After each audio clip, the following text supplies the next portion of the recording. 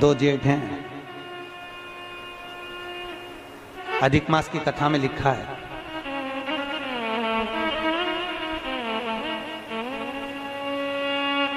अधिक मास जानते हो ना, अब की बार आ रहा है। दो जेठ हैं,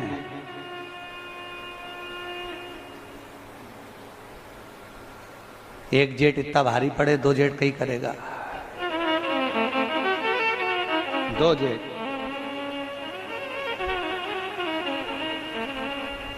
अधिक मास की कथा में लिखा है, अधिक मास का महीना भगवान शिव के स्मरण का माह, ठाकुर जी के भजन का महीना, भगवान नारायण के लाड लड़ाने का महीना। खूब प्रेम से भजन, जितना भजन कर सकते हो उतना, और काउंट कर नहीं कि कितना भजन करा है। कई लोग हाथ में वो बटन दबाते रहते हैं, राम राम राम राम। काउंट नहीं करना है, कर लो जितना कर सकते हो। अधिक मास के महीने में जितना पुण्य कमा सकते हो कमाओ,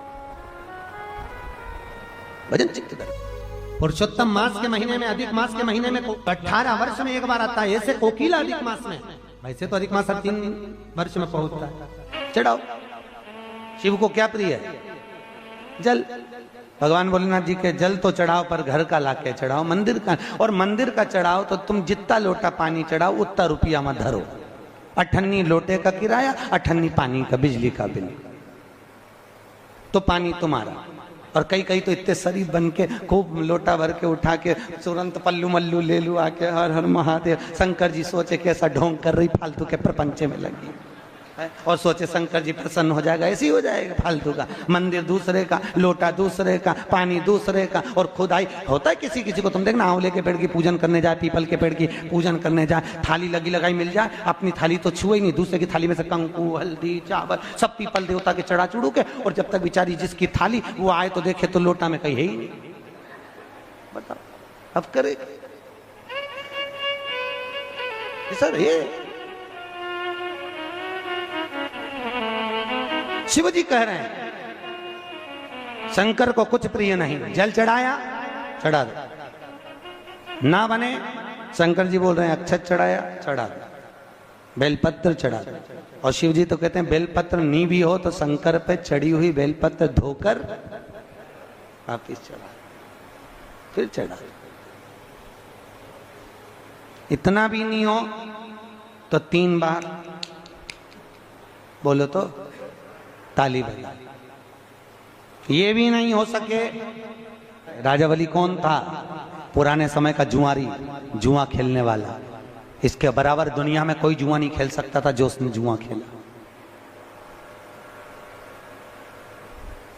बहुत प्रबल जुआरी था, जुआ खेलने में प्रखर।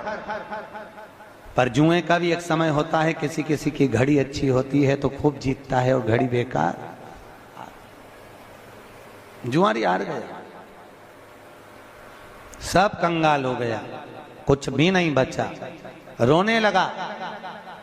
और जुआरी ने सोचा क्या करूं, जाता हूं कहीं से चोर कर लेकर आता हूं जुए में लगाने के लिए। एक ब्राह्मण के घर में गया, एक कमंडल, एक आसन, एक छतरी, एक जोड़ पादुका चुरा कर लिया आया।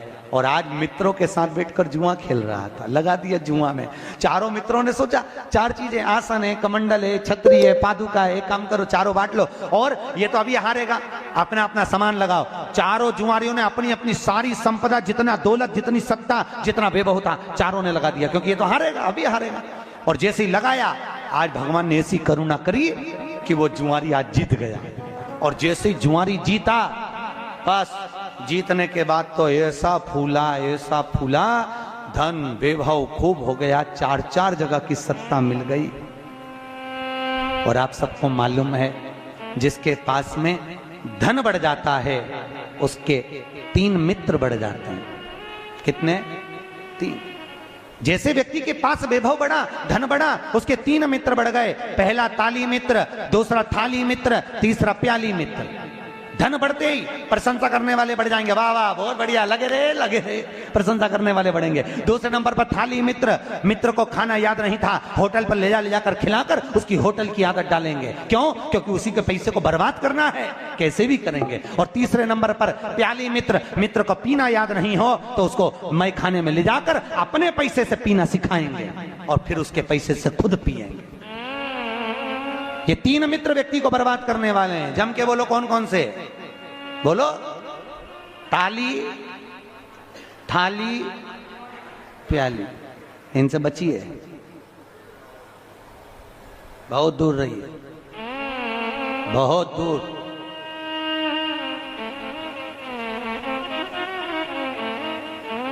जुआरी के मित्र बन गए, बर्बाद। वेश्याओं का संग कर लिया।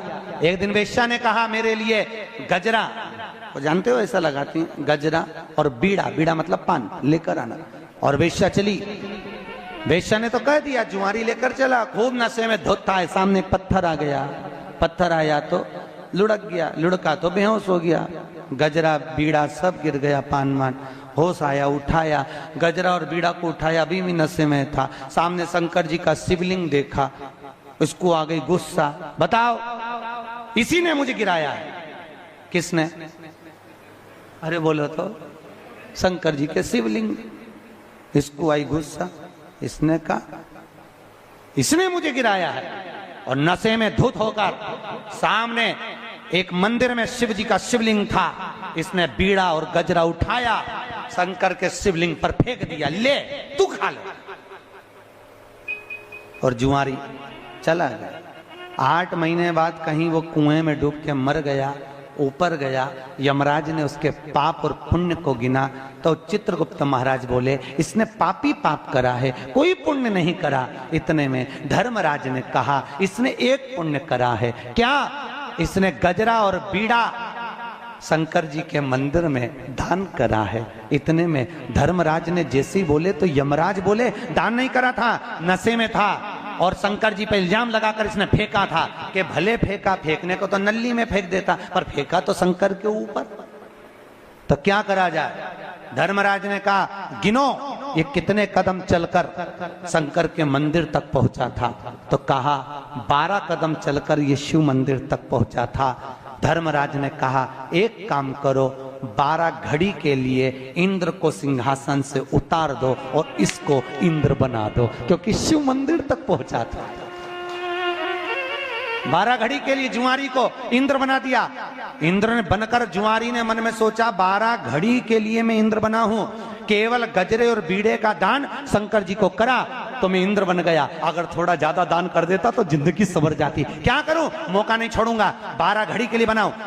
ताली बजाई, एरावत को बुलाया, दान कर दिया। अप्सराओं को बुलाया, दान कर दिया। इंद्र की सत्ता में जितना सोना चांदी हीरा पन्ना अंबर पीतांबर सब दान कर दिया। और 12 घड़ी बाद नीचे उतर गया। उतरते से जब इंद्र कुर्सी पर बैठा, इंद्र ने ताली बजाकर अप्सराओं को बुलाया तो है ही नहीं, एरावत बुलाओ तो है ही नहीं, सोना चांदी है ही नहीं। इंद्र ने पूछा कहां गया, तो दूतों ने कहा वो बैठा था ना जुआरी, सब लुटा गया। वो जुआरी बैठा था, सब लुटा गया।